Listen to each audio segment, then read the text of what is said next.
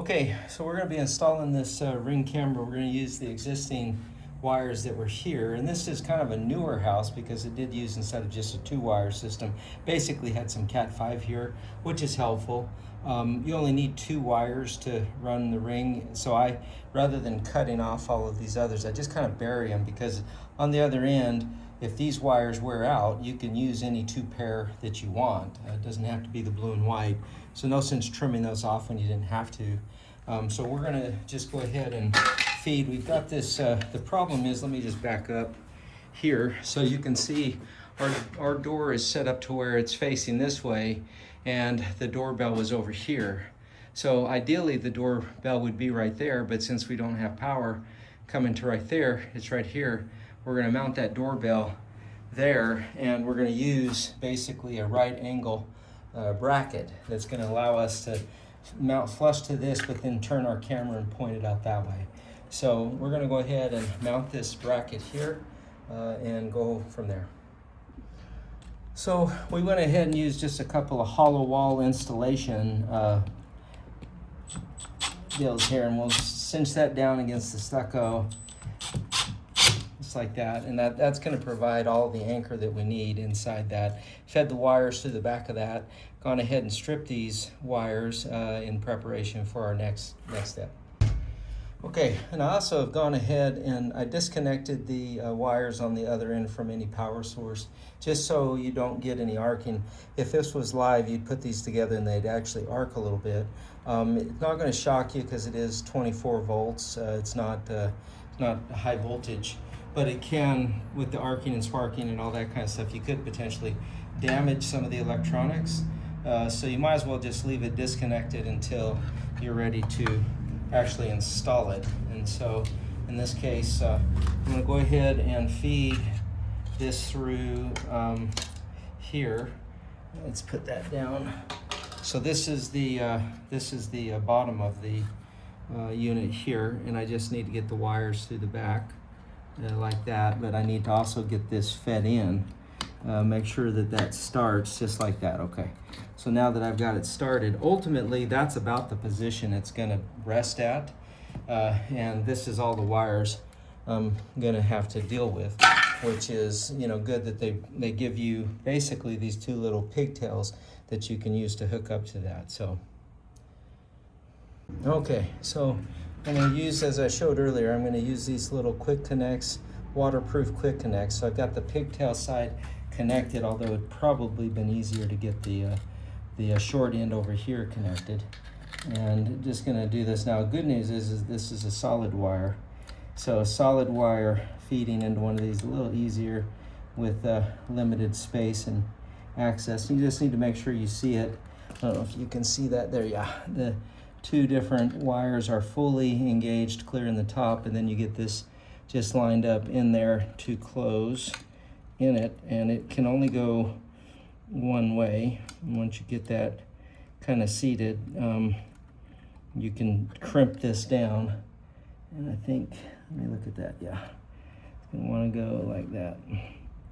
So just straight across, and then once you get that in there, you can cinch that down like that, and it wouldn't hurt to. Okay, so now that I got both of those little small crimps on, you can see, let me zoom in on that so you can see that, but you can see how those wires are up in there, and you've got that bridge, little bracket that's actually helping crimp them, going from wire to wire, touching both of those, so you're getting good conductivity. And then at the same time, you also have that gel in there for a little extra waterproof. We are under roof here, so I don't think I'm worried much about the waterproofing fact of it, but nonetheless, that's that. So we'll kind of get this in position of where it's going to rest, and then get these wires kind of accounted for, and then we will go from there. Okay, so at the end of that last segment, you probably saw this connector fall off. Well, it did fall off, but that's because this wire, you know, has gotten to be brittle, and that's the problem. You know, you're dealing with old wire here. Who knows how long that's been in this weather. It's 111 today in Arizona, and it's always hot. So between the different things that can go wrong, that's why I left those other 5 wires, because at some point, you know, if that wire broke off back here, instead of right at the tip where I was connecting it to. So anyway, there's all kinds of reasons to keep extra wire around, and that was just kind of fortuitous that it happened right on camera, almost on cue, just to say, you know, hey, this is what can happen. So that little teeny wire broke, and then that, of course, if I would have sealed this up, and you know, I'd have been like, well, I know I made the connections right, but who knew that that little teeny piece of copper broke on us. So we're gonna redo that connection, of course, and start over. But I'm glad that happened on camera, because that's exactly kind of the reason why I was saying keep some extra wire around, especially with this little teeny tiny stuff like that.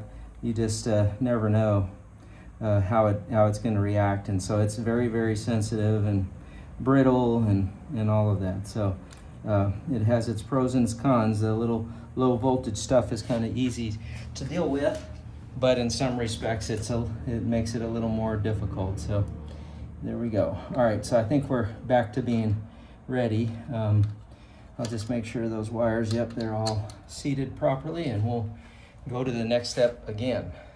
Okay, so I'm gonna go ahead and slip these little spade connectors in position here underneath their screws. As far as I know, it does not matter which one you do, on which side. I've never paid any attention to that, so pretty sure it doesn't matter. And then you just get those seated nice and tight, and don't want to strip the screws out, but it's good to have them nice and tight. So anyway, we'll get that all connecting. Okay, so getting that set, there's actually one little set screw down here on the very bottom that holds the top piece in. The top goes in a groove, and then this bottom one here holds the whole piece together. And then right up under here, let's back up here a little bit. Let's go. Right up under here is a little set screw that then, once you get this dialed in to the angle that you want, then you can lock that in place. So that is it. Basically, we took our time here, got that done. The only wire you're going to see is right back here, just because of the angle that we're on. If we weren't on such a steep angle, we could do that. Now I went with the battery powered, and one that could be hardwired, just so if the power goes out, I still have eyes on my front door, which to me is a super important time to be able to see what's going on in your house, is to have it during a power outage. So anyway, that's that. Got the installation done, everything worked out great. So if you like the content, guys, be sure to like, share, and subscribe. We'll see you next time on The Lowdown.